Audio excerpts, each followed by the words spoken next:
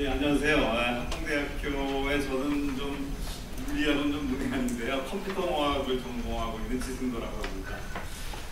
오늘 굉장히 좋은 그 강연을 해주셨는데 제가 망치는 게 아닌가 이런 또 우려도 되는데요. 저는 좀 아무래도 공학적인 관점으로만 조금 좀 교수님 그 강연 내용을 한번 보고요.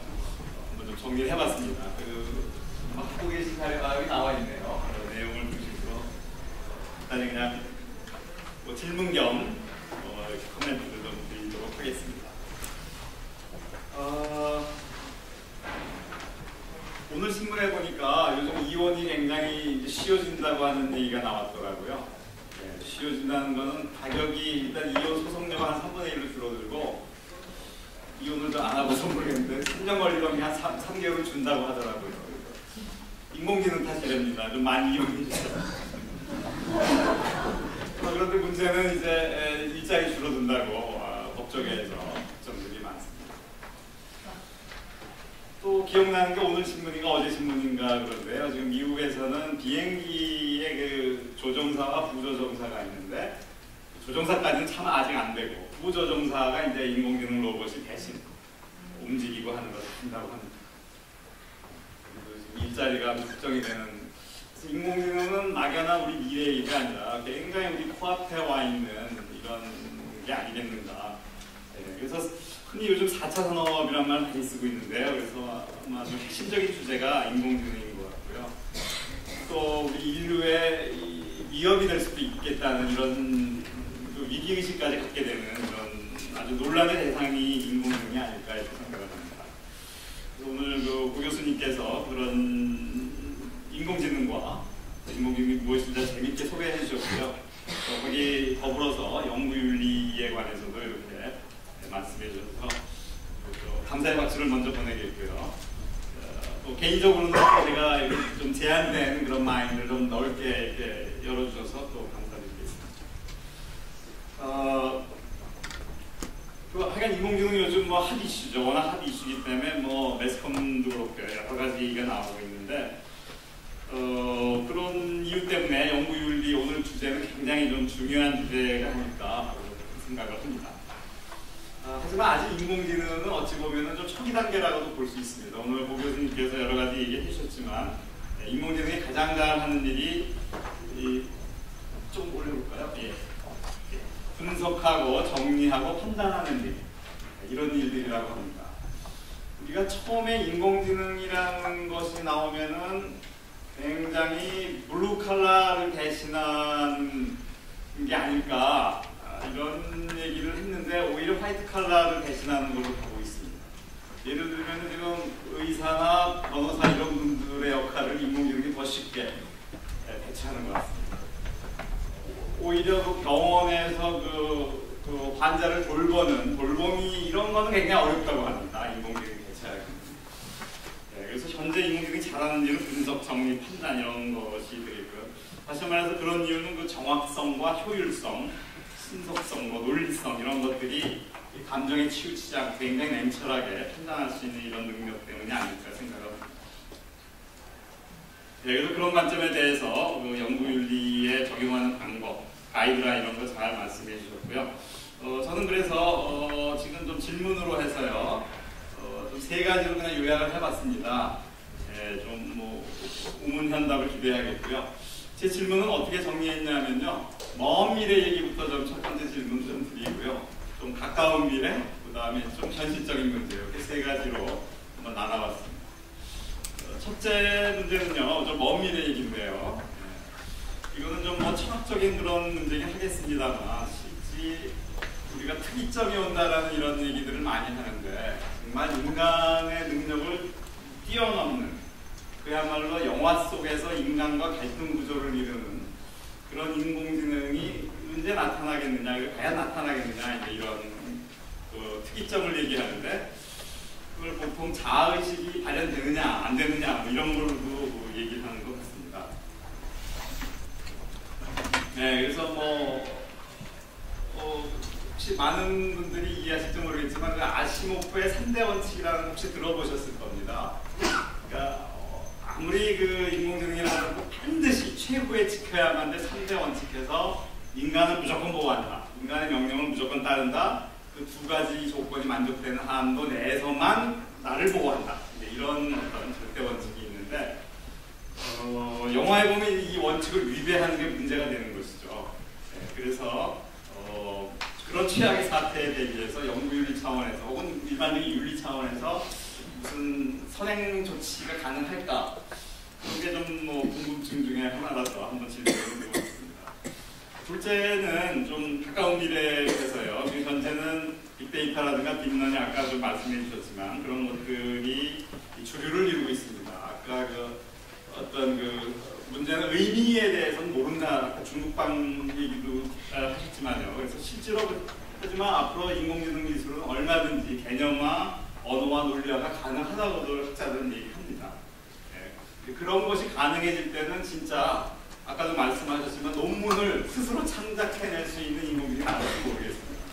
자의식 수준은 아니라 하더라도. 네. 그럴 때 그 인공지능을 정말 연구자로서 대접해 줄 것이냐, 인격을 부여해 줄 것이냐, 그런 문제도 한번 좀 고민을 해봤습니다. 마지막으로 현실적인 문제입니다. 요즘 우리나라 오늘 신문에 보니까 또 내년부터 우리나라 분당에 무인 자동차, 무인 자율차의 그 시범 구역을 설정해서 진짜 이제 운전자 없이 달리는 게 내년부터 시행이 된다고 합니다. 네, 그래서 그거에 관련된 여러 가지 문제가 제기되고 있습니다. 예를 들면은 아주 긴박한 상황인데 신호를 무시하고 한 10명이 탁 지나가는 겁니다. 근데 브레이크는 안 돼요, 지금은. 네, 그래서 그 사람들을 치거나 아니면 벽을 들이박아야 되는데 벽을 들이박으면 자기도 죽고 탑승한 손님도 죽이겠죠. 그때 과연 어디를 택하는 것인가 하는 윤리적인 문제가 나오겠죠. 네, 그래서 그런 여러 가지 문제들이 제기될 수가 있는데 그런 거에 관해서는 도 교수님 생각은 어떠신지 좀 너무 좀 철없는 질문 같아서 죄송합니다만 그 정도 제 말씀을 하겠습니다. 예, 토론 감사드립니다. 먼저 그 기존 토론자분의 질문에 대해서 기자분께서 간단하게 좀 말씀해 주시고요. 그다음 플로어에 계시는 분들 한 2분 정도 질문 사항을 받아서 말씀하시겠습니다.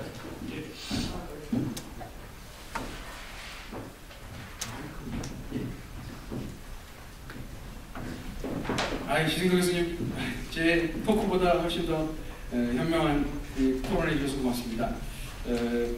주신 질문들이 다 각각 굉장히 중요하고 어려워서요. 제 생각에는 제가 그 주신 질문들에 대해서 제가 가지고 있는 어떤 토대에 대해서 얘기를 하는 것을 대답을 한번 대신해 보고 싶습니다. 저는 인공지능, 제가 이 일에 관여하게 된 게, 이 일이라면 오늘 인공지능에 관여하게 된 게 2008년에 이제 우연히 원윤리 현장이라는 것을 만드는 일에 불려갔다가 시작이 됐는데요. 로봇, 인공지능 이러한 제가 개념화할 때는 지능을 가진 인공물을 대할 때 우리가 가장 기반에 넣어야 될 것이 그것이 인공물이라는 사실입니다. 인공물은 우리가 만드는 것이고요. 우리가 만드는 것은 우리가 어떻게 만들지를 우리가 결정해야 되는 것이고, 근데 제가 볼 때는 사회의 어떤 그 이야기 방식에서 약간의 위험을 느낄 때가 있습니다. 이것이 우리의 지능을 능가하게 되면 어떡하지? 이 녀석이 우리를 지배하게 되면 어떡하지라는 화법 자체가 저는 일종의 위험한 관점을 내포하고 있다고 생각을 하거든요. 그것은 제가 철학하는 사람이 이상한 방식으로 표현하자면 저는 어느 쪽에서 존재론적 망각이라고 표현해봤습니다. 인공물은 우리가 만드는 것이고 우리가 그것의 운명을 결정해야만 하는 대상입니다. 그리고 그것을 어디까지 만들지, 어떻게 만들지, 어떻게 그것을 다룰지, 저는 그것을 그래서 이렇게 표현하는데, 로봇 혹은 지능을 가진 인공물은 인간이 손에 가지고 있어야 하고 손을 빠져나오지 않도록, 인류가 손을 빠져나오지 않도록 하는 것이 가장 중요한 원칙이라고 생각을 합니다. 특이점이 온다에 대해서는 학술적으로 토론이 있습니다. 저는 그런 특이점 안 한다고 생각합니다. 이거 너무 뭐래요? 하여간 예. 로봇에게서 혹은 인공지능에서 자의식이 발현될 수 있습니다. 그러나 그것이 우리가 가진 자의식과 같을 확률은 아주 적습니다. 그 녀석들에게 아주 오랜 혹은 아주 효율적인 진화의 찬스를 주면, 기회를 주면 어떤 자의식, 자유 이런 개념들이 진화의 산물이라고 하는 것이 표준적인 학술적인 관점에서 표준적인 이해인데요. 심기 어렵습니다. 그러나 어떤 방식의 자의식이 발현되도록 할 수 있는데 어떤 게 발현될지 저는 위험한 일은 우리가 하지 않아야 된다고 생각합니다.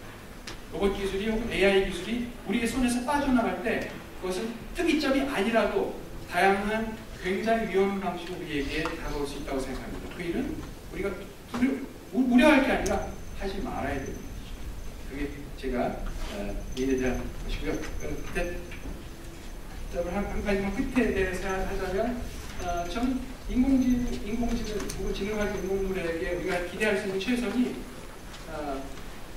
이거 지금 10명을 받아버려 아니면 내가 죽어 라는 고민은 기계만 하는 것이 아니라 우리가 하는 고민이죠. 그렇죠? 우리가 할 고민을 기계에게 맡길 수는 없습니다. 인공지능의 아주 훌륭한 인공지능에 우리가 기대할 수 있는 것은 인간이 가진 최선의 윤리를 우리가 먼저 잘 세련되게 하고 인간이 가진 세련된 윤리를 기계에 구현하도록 노력하면 그게 우리가 접근하는 올바른 방식이라고 생각을 합니다. 네, 일단 이 정도만. 예, 교수님 감사합니다. 아주 흥미로운 주제고 여기 프로 계시는 여러 교수님 또는 학생 여러분께서도 관심이 많을 것 같은데요. 지금 오늘 오셨던 발표자 그다음에 지금 토론자분들은 또 이 인공지능에 관해서 기술적인 측면이나 또는 인문학적인 측면에서 우리나라 최고의 대가들을 모셨기 때문에 두 분 정도 혹시 인공지능 자체에 대해서 그렇고 인공지능과 인류의 만남과 관련한 질문도 좋습니다. 질문 있으시면 손을 들으시면 기회를 드리겠습니다. 두 분 정도를 세 분이 동시에 하는데 먼저 죄송합니다. 제가 페미니스트라서요. 여성분이 서로 원지수 교수님 질문 부탁드리겠습니다. 네, 흥미롭게 아주 인상 깊게 잘 들었습니다.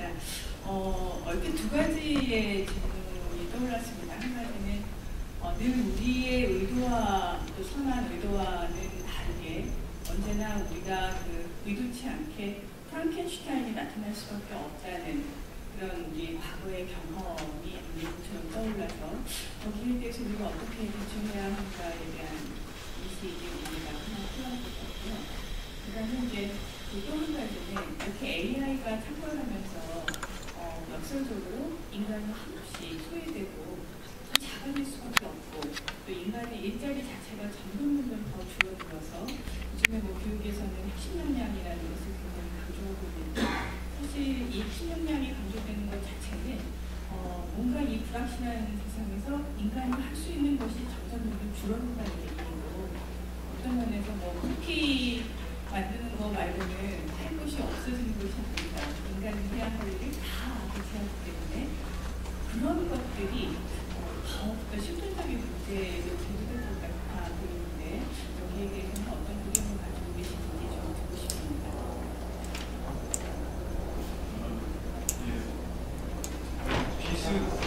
질문을 좀 다 받고 한꺼번에 하는 게 낫겠죠? 그러면 수 교수님께서 먼저 해주시겠습니까? 마이크 좀 드리겠습니다. 간단한 선생님께서 마지막 질문하신 코멘트에 대한 답변이 저는 물론 철학하시는 분은 그렇게 말할 수 있겠지만 저는 사회과 사회학적인 측면이 보면 그거는 철학은 근본입니다. 왜냐하면 이런 겁니다. 만약에 지금 내 앞에 10명을 칠 것인지 아니면 예를 들어서 내가 자동차고 기인자동차와 나가 운전자가 죽을 수 있는 이 선택에 대해서는 당연히 10명을 치는 겁니다. 왜냐하면 만약에 그렇게 되지 않으면 그 운전자동차를 이 드라이버가 사지 않습니다. 그러면 부분 자동차 입장에서는 판매해야 되는데 지금 그 철학적인 질문이 아니고요. 드라이버가 내가 좀 사야 되는데 내가 먼저 죽을 수 있다 그러면 뭐하고 사겠어? 그러니까 제가 하는 건 이미 그거는 사회적으로 우리 그 철학적인 어떤 질문 그 이전에는 사회적 힘이 있고요. 그 힘에 의해서 움직이기 때문에 뭐 다시 기업이라든가 이런 얘기들을 같이 나가야 할 수밖에 없는 그런 부분이고 아까 한국시타임님도 뭐 인간의 본질적인 속성 이렇게 이미 기업에서 원하는 식과 내용은 상당한 정도로 이미 지금 현실적으로 있다라고 하는 생각을 하고 있습니다. 예, 고맙습니다. 노원희 교수님 이어서 질문 주시기 바랍니다. 네, 재밌게 들었습니다. 질문은 좀 전에 좀 대답이 좀 왜냐면 인간을 능가하는 그런 인간을 지배하는 그런 인공지능은 나오지 않고 개발하지 말아야 한다. 이렇게 그냥 간단하게 말씀하시는데 사실 그렇지 않지 않습니까? 돈을 위해서 또는 파워를 위해서 그것도 잘하거든요.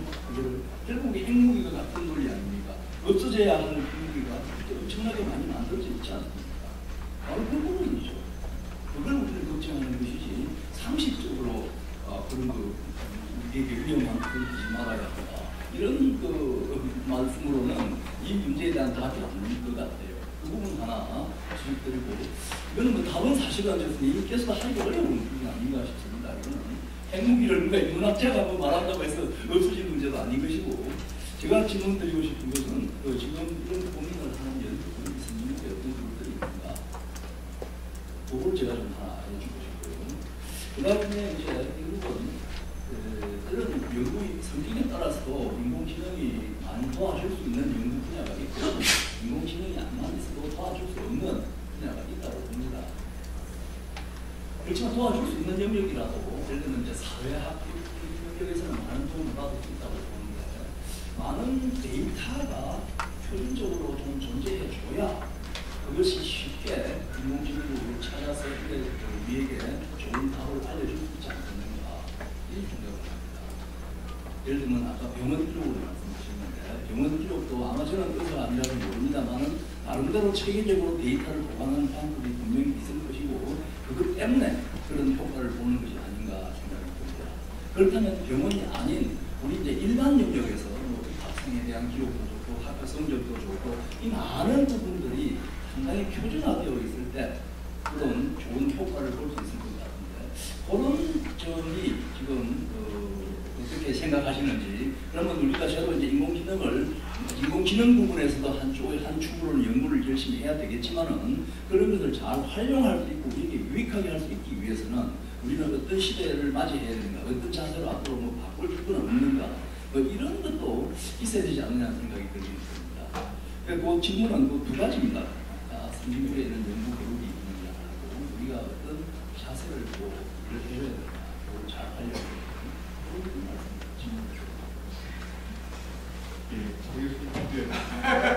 모든 걸 다 하실 수는 없기 때문에 그래서 하시면 거기에 한 김에 제가 저도 질문인데요. 아주 쉽게 너무 어려운 질문을 많이 받았을 것 같아서 쉬운 질문을 한번 드리고 저는 나머지 하나는 좀 어려운 질문을 드리겠습니다. 우선 인공지능 조교보다 훨씬 유능한 인공지능이 있어서 인공지능을 시켜서 논문을 썼어요. 교수가.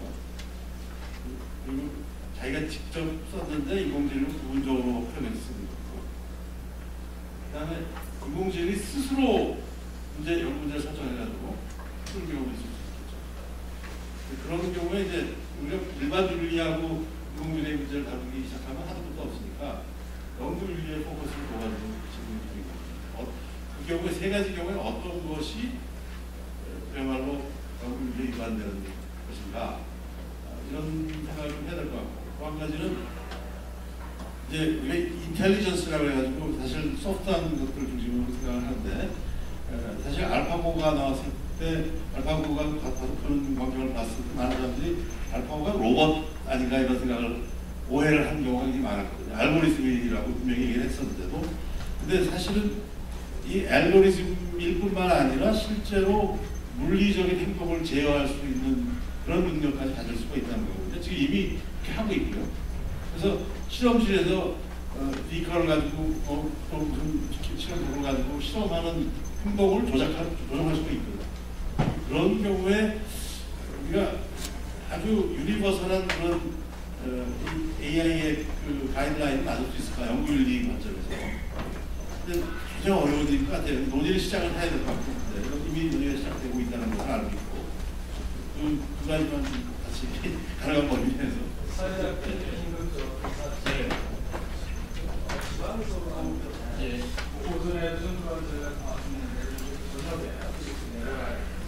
오늘 보니까 전반적으로 일정 시간을 좀 안지시켜야 됩니다.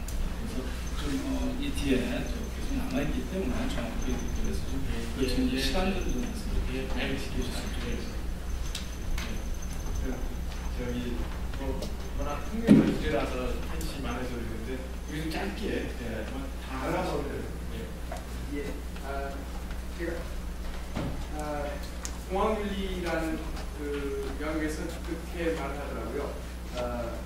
리스크 제로의 상황은 원칙적으로 존재하지 않습니다. 문제는 우리가 리스크를 어떻게 우리가 관리할 수 있는 수준에 두는가 하는 것이다. 라고 공학윤리라는 교과서에서 그렇게 얘기를 하는데 저는 그 공학윤리의 그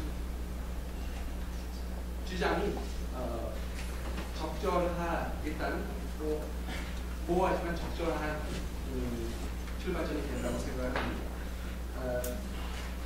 그리고 두 선생님의 저는 질문과 비판에서 공통적으로 느낀 것이 철학이 어떻게 말하던 윤리가 어떻게 말하던 경제는 다른 논리를 가지고 있고 사회는 근데 다른 논리에 의해서 작동된다라는 것이고요. 그렇게 될지라도 필요한 의견을 말하는 것이고 그래야지 그 경제 논리에 보완될 수 있는 혹은 심지어 경제 논리에 영향을 미칠 수 있는 어떤 추가적인 견해 그것이 소용이 있는가 없는가는 다음 문제이고 인문학의 의무 철학의 의무라고 생각하는 것입니다. 경제 논리가 실제로 많은 그 주요 기업들이 첫 번째 홈페이지에서 환경 얘기를 하는 기업들이 늘어났습니다. 그것은 20년 전에 없었던 얘기거든요. 예컨대 저 30년 전에 없었던 얘기거든요. 그것은 사회의 인식, 경제 논리 자체가 왜냐하면 환경을 중시하지 않는 회사가 불리해진다는 사실을 알기 때문입니다. 경제 논리 자체가 변화하는 것이죠. 그것이 우리가 얻을 수 있는 하나의 지혜라고 생각합니다. 여기까지만 하겠습니다. 예, 고맙습니다.